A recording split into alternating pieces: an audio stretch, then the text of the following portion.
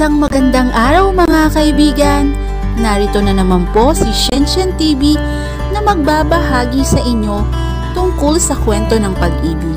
Pero kung bago ka pa lamang sa aking YouTube channel, paki-like lang po ng ating video, paki-click na rin ang subscribe button at ganon din ang bell icon para lagi kayong updated sa mga paparating ko pang mga uploads. Ang huling kabanata. Tahimik ang buong kabahayan. Ni wala siyang makita kahit sino sa mga katulong. Dumiretso siya sa silid ng abuelo. Isang mahinang katok ang ginawa niya. Walang sumagot. Pinihit niya ang seradura. At napasukan niya ang matanda na nakayuko sa ilang papeles na tila masusi nitong pinag-aaralan. Nang maramdaman niya, ay isinara nito ang folder at inalis ang salamin sa mata at inilapag sa tabi. "Joanna?" Wika nito, a worried frown on his forehead. "Bakit bumaba ka na, iha?" Ang sabi ni Ram ay nagsisinat ka pa. "Halika, apo." At nang madama ko ang noo mo, lumapit siya at dinaman nito ang leeg niya. Mainit ka pa nga. Mapapagalitan ka ng asawa mo sa ginagawa mong pagbaba rito. Mabibinat ka niyan." Hindi nito natapos ang sasabihin. At biglang inubo. Hinagod-hagod nito ang dibdib na tila nahihirapang huminga. "Ay, mahirap ang tumatanda. Kaya nga nais ko nang magkaapo bago man lang ako mamaalam. Wala pa ba apo?" She swallowed. Ang bigat sa dibdib niya ay lalo pang nadagdagan. If it were possible to give him a dozen of great-grandchildren now, she would willingly do so. Sana ay sinunod na lamang niya ang gusto nitong magpakasal siya kay Julio. Di sana ay nabigyan na nito ng apo ang kanyang abuelo. Wala pa lo eh." Kumunot ang noon nito. "Abay, sabihin mo sa asawa mo'y bilisan at wala ako sa kalagayan para maghintay ng matagal, apo." Pinagmasdan ni Joanna ang abuelo. Umaalon pa ang dibdib nito sa nakaraang pag-ubo. How could she tell him her deception? Defeated. Nagyuko siya ng ulo. Sumasakit ang lalamunan niya sa pagpigil na maiyak. "What's wrong, Joanna?" he asked gently. "Nothing, lo, nothing," aniya sa gumagaralgal na tinig. She squatted on the floor and held his hand and kissed it. "Gusto ko lang malaman ninyo na mahal ko kayo, na kayo na lang natitira sa akin. At kung kaya ko lang na baguhin ang lahat ay gagawin ko." Hindi niya mapigil ang pagkawala ng mga hikbi. "Joanna, apo." Hinaplos nito ang buhok niya. "Hindi na mahalaga kung kanino ninyo gustong ipagkaloob ang bilya, lolo. Kayo ang mas mahalaga sa akin. Sana maniwala kayong mahal ko kayo." At kumuwala ang luhang kanina pa niya pinipigil. May kung ilang sandaling hinayaan siya ni Don Serapin sa pag-iyak, habang hinahaplos nito ang likod niya. Pagkatapos ay tumayo siya, pinahid ng likod ang mga palad ang mga mata. "I'm getting melodramatic." She sniffed and smiled at his grandfather. "May lagnat pa nga siguro ako. You mean, hindi totoong mahal mo ko?" There was teasing a glint in his eyes. Muli siyang suminghot at pinigil ang muling pag-alpas ng luha. "I love you, old tyrant. Please, remember that always. And I hope you can forgive me." "Forgive you? For what, Joanna?" "Ha?" Umiling siya. Smiled bitterly. Yumuko at hinagkan sa pisngi ang abuelo. "Sa hindi pagbibigay agad ng apo sa inyo, Pagkasabi niyon ay mabilis siyang lumabas ng library at bumalik sa silid niya. Sa itaas ay dumapa siya sa kama. Kailangang may magawa siyang solusyon at iisa lamang alam niya. Sinabi na niya minsan yon kay Ram, subalit tumanggi ito. Sisikapin niyang kumbinsin ito.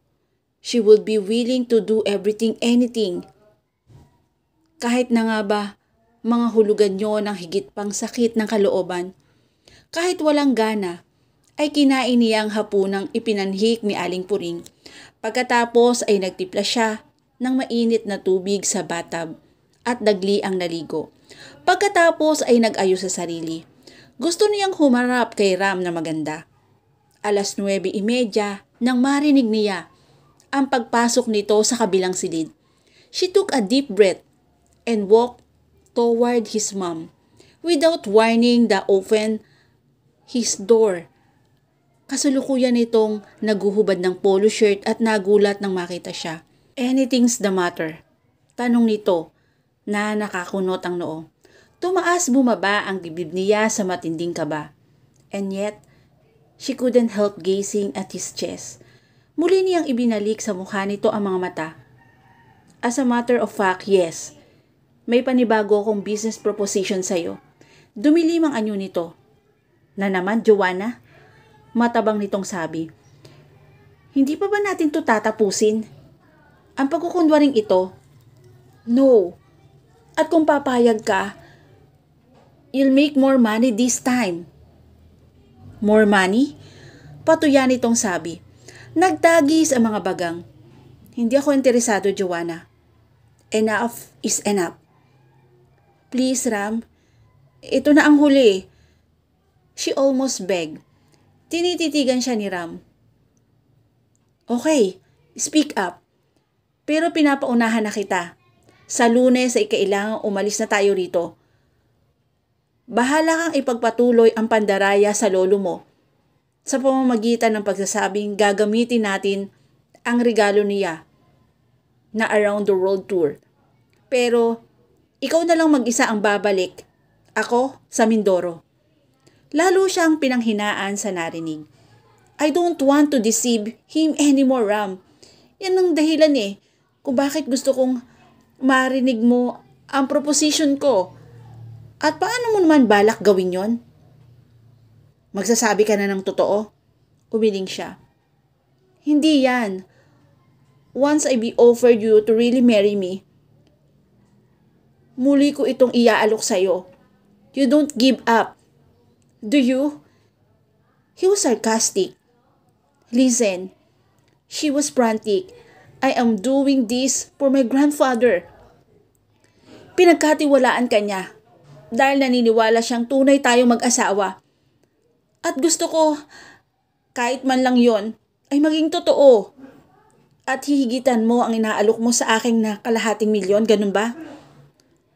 What's in it for me this time? He asked sarcastically, dangerously. You'll be my husband. Magiging entitled ka sa conjugal property natin bilang husband and wife.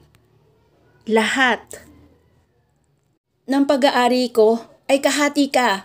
Then, you'll have your own fishing boat. Hindi lang basta bangka, kundi yung malalaki. Tulad ng iba pa niyang proposition dito. There was no spark on interest in his eyes. Sa halip ay naroon ang galit. His nose flared in anger. At gusto niyang matakot. Hindi lang ang serbisyo mo kundi ang buo kong pagkatao ang gusto mong bilhin, he said wearily, as if in defeat. Pinigil ni Joanna ang mapahigbi. Alam kaya nito, nakaibaba ng tingin niya sa sarili, na higit siyang nasasaktan sa ginagawa niya, na ang lalaking iniibig niya ay inaalok niya ng malaking kayamanan para lang pakasalan siya. I'm asking your help this time, Ram. And what if I refuse? It was her last card. Ay hindi na niya alam kung ano pa ang magagawa niya kung tatanggi ito. Anong gusto mong ialok ko pa? Para lang pumayag ka. May sumiklab sa mga mata nito. Hindi niya kayang bigyan ng pangalan. How far are you prepared to go? Nagahamon nitong Anas. And she understood. Anything, Ram. Anything.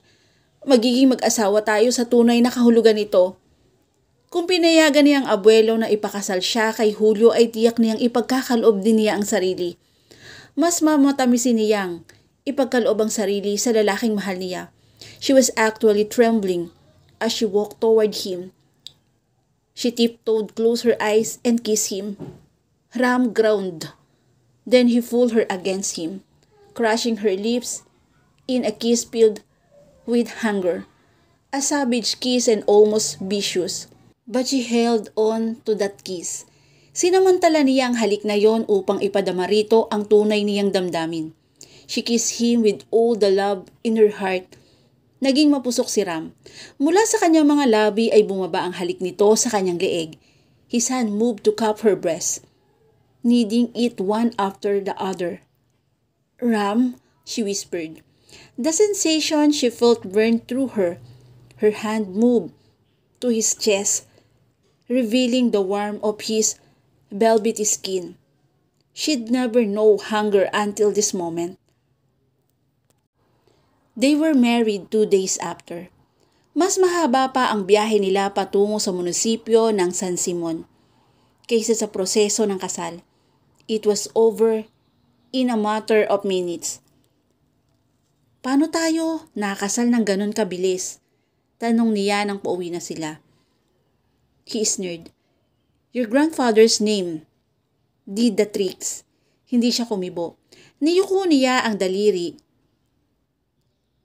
at para tignan ang kanyang singsing sa unang ibinigay ni Ram. But it held more meaning now.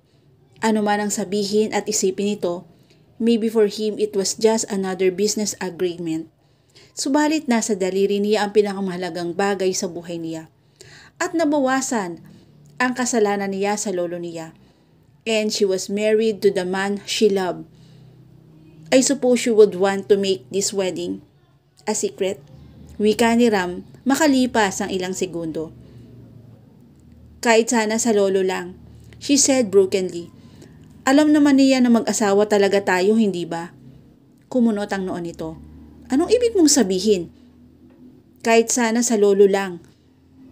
Na may iba pa akong pagsasabihan na nagpakasal na tayong dalawa? Yung talagang kasal na totoo? Tumingin siya sa labas ng bintana ng kotse. Si Conchita. Si Conchita? Yes, she repeated sadly. Alam ko ang tungkol sa inyo, Ram. Inamin niya sa akin. At nakikiusap ako sa iyo. Hanggang mag-asawa tayo. Kung maaari sana, iwasan mo siya. Hindi ka agad ito kumibo. A muscle in his jaw flexed So iniisip mong marami kang alam. At natamang lahat ang alam mo. At hanggang kailan naman ang pagiging mag-asawa nating ito? I don't know. Nabasag ang tinig niya roon. Wala pang 20 minuto silang nakakasal ay tinatanong na nito kung hanggang kailan ang pagsasama nila. Nasa sayo yun. I'm only at your command, Joanna. Matalim nitong sabi. You bebought me, haven't you? She bit her lips. He couldn't begin to know how that hurt. At iniisip pa lamang niya na mawawala sa kanya ito ay para na iyong kamatayan. Until such time, you don't want to stay with me anymore, Ram. Until then, let's stay married. And if perhaps she would have a children by then, his children, sapat marahil upang mabawasan ang kahit na paano ang sakit kung iiwan na siya nito. Tumingin siya sa labas ng bintana para huwag nitong makita ang pamumuo ng luha sa mga mata niya. She was getting maudlin just by loving this man. She bit her lips to muffle her sob away, but she couldn't stop the tears from falling anyway. Joanna, he asked. Wala nang pag-uusig sa tinig, at nang hindi siya sumagot, ay inihinto nito ang sasakyan sa tabi ng daan. Damn it, Joanna. Why are you crying? Inabot siya nito upang hawakan subalit itinaas niya ang 2 kamay upang awatin ito. Don't, Ram, please. Hayaan mo ko. Nilipas din to. You are crying, and I don't know why. The agony in his voice surprised her, pero hindi siya sumagot at nanatiling nakatingin sa labas ng bintana. Malayo pa sila ay natanaw na niya ang isang pamilyar na sasakyan sa harap ng bilya. Nagsalubong ang mga kilay niya, nilingon niya si Ram. Ang abogado ni Lolo. Hindi sumagot si Ram at ipinarada ang pick-up sa harap ng bahay. Nagmamadali siyang bumaba at naunang pumasok sa kabahayan. Subalit sa pinto pa lamang ay narinig na niya ang malakas na tinig ni Conchita. Walang hiya kang matanda ka? Dinaya mo ko? Sinabi mong pakakasalan mo ko. Napahinto siya sa entrada nang makitang pigil na sa kamay ng driver na si Mariano. I didn't exactly say that, Conchita. Wika ni Don Serapin sa banayad na tono. Ang sabi ko, gusto kitang pakasalan. Nang masulya pa nito si Joanna ay nanlisik ang mga mata nito at itinuro siya. Wala kang ipinagkaiba sa apo mo. Mandaraya. Niloloko ka ng sarili mong apo? Sinabi ko na sa iyo na hindi sila totoong mag-asawa. Ayan sila. Maaari mo silang tanungin. Napasinghap si Joanna. Mabilis na tinakbo ang abuelo. At takot. Ay gano'n na lamang na baka kung ano ang mangyari dito sa sinasabing iyon ni Conchita. At ikaw, baling nito kay Ram na nasa likod ni Joanna. Sabihin mo kay Don Serapin kung magkanong ibinayad sa iyo ni Joanna para magpanggap na asawa niya. Shut up, Conchita! Babala ni Ram sa mapanganib na tinig. Hayaan mo siya, Ram. Wika ng Don at umiling. Sayang, Conchita. Hindi man kita talaga pakakasalan. Ay nakahanda naman akong pagkalubang ka ng malaking halaga upang makapagnegosyo ka. Isa kang napakahusay na nurse, pero pinapairal mo ang kasakiman mo. O sadyang nasa puso mo na yon, una pa man. Sandali itong natilihan. Kapag kakunwan ay muling nanlisik ang mga mata. Ginamit mo lang ako sa apo mo. Pare-pareho kayo manloloko. Naglolokohan kayo sa isa't isa. Iwinaksi nito ang mga braso ni Mariano nang matanaw si Puring at si Teria. Nabitbit ang malaking maleta nito. Humakbang ito patungo sa matandang babae at hinablot ang shoulder bag mula rito ay tuloy-tuloy na sa labas. Si Puring ay nagmamadaling isinunod ang maletang digulong nito. Sinundan ni Joanna ng tingin ang nagmamadaling paglabas ni Conchita sa bilya. Nang mawala ito sa paningin niya ay hinarap siya ng abuelo. What's going on here? Napasulyap siya sa abogado at kaibigan ng abuelo na tahimik lang na nakaupo sa malaking sopa. A smile flayed his lip at magkibit ng balikat. Isang ngiti ang sumilay sa kulubot na bibig ng matanda na tiningala si Ram. Ipaliwanag mo sa asawa mo ang lahat, Ram. Lalong nagdikit ang mga kilay ni Joanna at naguguluhang nilingon ito. I could only guess, ani ni Ram, at tinitigan ng Don. You tell her. Bueno, nang umalis kayo, ipinatawag ko si Simeon. Umangat ang tingin nito sa abogado. Actually, ang testamentong hawak ni Simeon ay ang testamento ko. Buhay pa man ang lolo mo, Joanna, na ang mama mo ang aking tagapagmana. Inuutusan ko siyang baguhin yun, na ilagay sa pangalan mo ang lahat ng aking mga ari-arian at ang bilya na to. Sa puntong iyon, biglang pumasok sa library si Conchita, na marahil ay nakikinig sa labas ng pinto. Nagsimula siyang maghisterya sa sinabing hindi ko dapat ipamana sa iyo ang bilya dahil hindi naman kayo totoong mag-asawa. Na paano ang sinabi ko sa kanyang pakakasalan ko siya. Lolo, I don't know how to say this but Conchita was right. She started guiltily. Oh, forget it. Wika ng matanda na iwinasiwas ang kamay. This is your wedding day. Walang dapat na pag-usapan na hindi mabuti.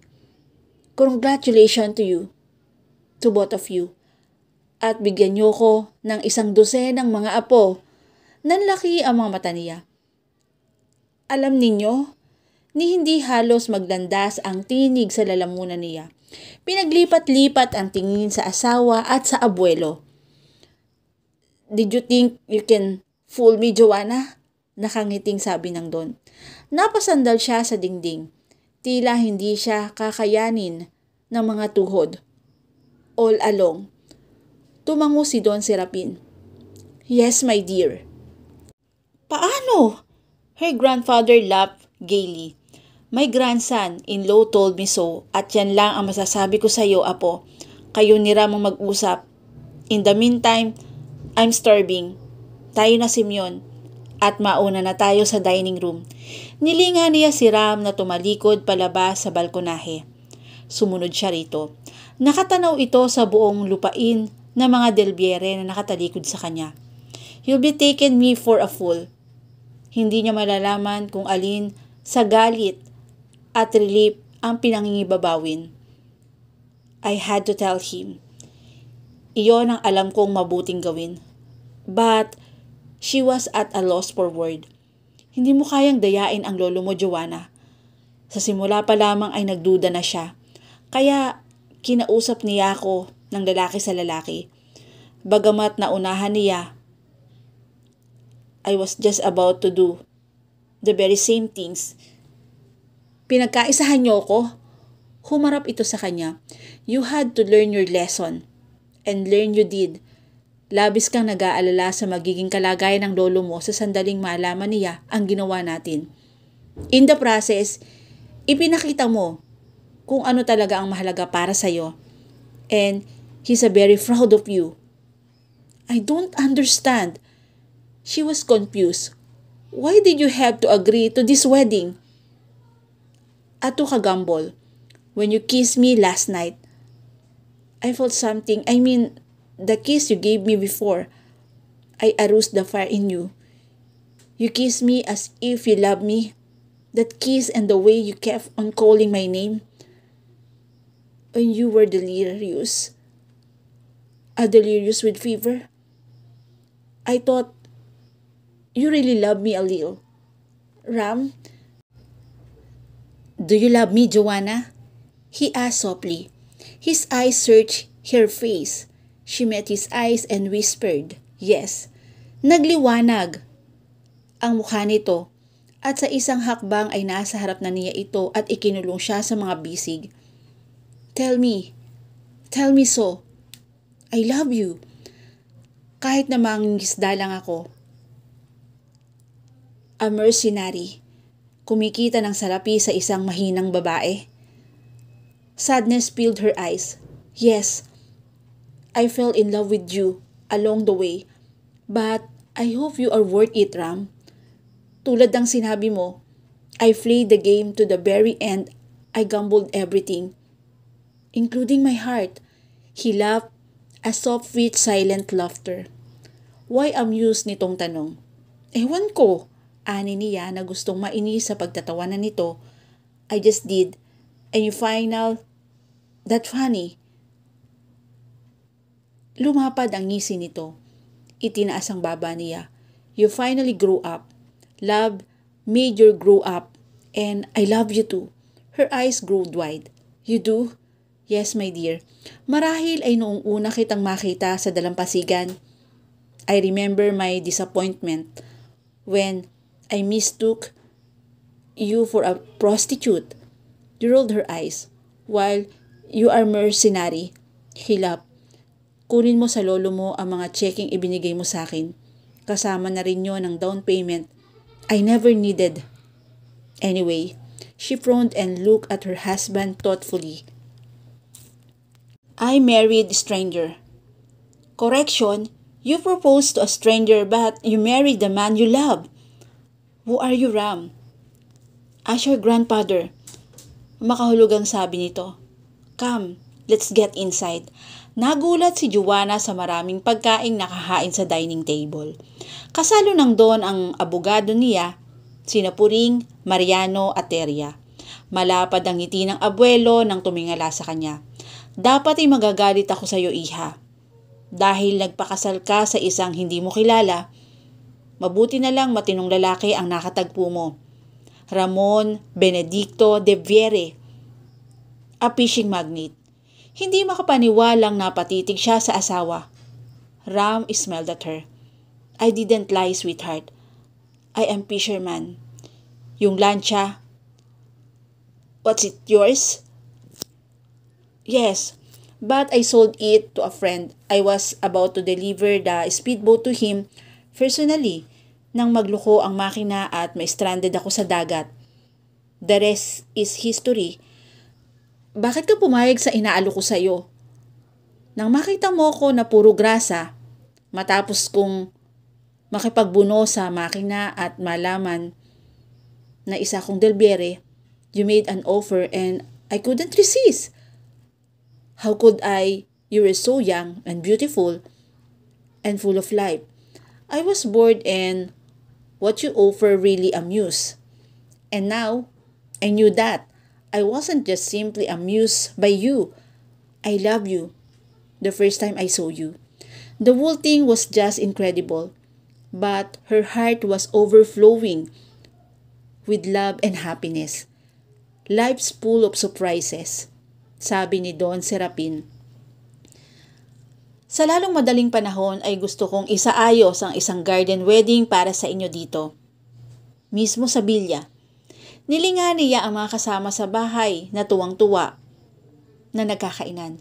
Pero may kulang. Lolo, si Julio, nasan siya? Umalis siya kaninang umaga, apo. He isn't coming back. Lalo kapag nakita sila ni Conchita. Hindi siya isang delbiere, but Conchita, ex-husband. I had him investigated. At binalak ninyo kung ipakasal sa kanya. Hindi naman antimano, Joanna. Pinaimbestigahan ko siya nang dumating siya rito. At natitiyak kong hindi kita ipapakasal sa kanya hanggat hindi ko natatanggap ang resulta ng investigasyon. At pinaniwalaan mo si Conchita, Joanna? Dugtong ni Ram. Tuso ang babaeng yun. At marahil ay nilason niya ang isip mo. Kaya naniwala kang may relasyon ako sa kanya. Nakita ko kayo sa hardin ng gabing yun. Narinig mo, hindi nakita. He cut her off. Si Julio ang kaniig niya sa hardin, hindi ako. Ako man ay nasaksihan yon. Humagalpak ang Don Serapin. Hating gabi na, subalit nanatiling nasa beranda. Sina Ram at Joanna nakatanaw sa madilim na kapaligiran. Ang mga braso nito ang nagsisilbing init sa dapyong malamig na hangin sa kanyang katawan. Gusto ni Lolo na manatili tayo rito pero kung anong gusto mo. Shh! Awat ni Ram sa sinasabi niya, kissing her. Dito natin palalakihin ang anak natin, darling. Nagpapasalamat ako sa lolo mo. At kahit hindi ako isang tunay na delbiere, ay pinagkatiwalaan niya ako. Hindi ko sinabi sa kanya kung sino ako. Nagtapat ako tungkol sa atin. He had me investigated too. My grandfather, a good judge of character. Sa kanya ko minana ang katangian kong yan. He smiled meaning. That I knew you were a good man the first time I saw you. Humarap siya rito. Raise her face to him. Love me, Ram, until such time you don't want to stay here. I'll have a long wait, Joanna. You will get bored because it might take forever. He kissed the tip of her nose. I love you, my lovely Joanna. And I love you too. At dito po natatapos ang aking kwento. Thank you for watching and God bless all.